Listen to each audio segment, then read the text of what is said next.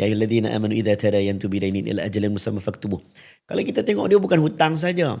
Dia cerita tentang macam mana you kalau tak pandai fa in kana alladhi alaihi alhaqqus safihan aw dha'ifan aw la yastati'u ay yumillahu falyumlil walihu bil adl.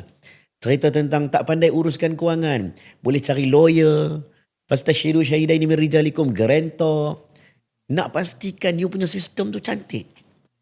Everything. Sebab itu bila kita baca Quran, macam tadi sebut adik Nurin tadi contoh. Kalaulah maknawinya Al-Quran itu hebat.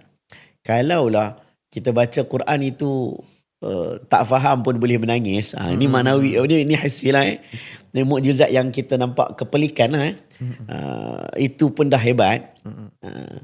Apatah lagi kehebatan kebenaran Al-Quran yang mengatakan dengan clear zalikal kitabul la raiba fih.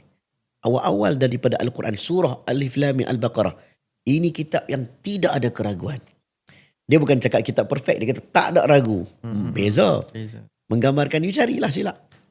Kalau kalau you rasa you betul, Quran cakap wa in kuntum fi raibin mimma nazzalna ala abdina fastu bi suratin min mithlih. Kalau kau rasa kau betul, bawa mai sebiji macam Quran. Simple, cabaran ini 1400 tahun tak dijawab. Jadi kalau kita tengok, kalau kita nak dapatkan keseronokan ni, kita kena faham dulu gambaran apa itu Al-Quran, Al-Hayah, kehidupan. Barulah kita mulakan dengan langkah pertama. Contoh langkah pertama, Ustaz, kami orang Melaka, saya orang masjid tanah. Saya ni bukanlah pandai sangat. Baru nak start jinak-jinak. Alhamdulillah.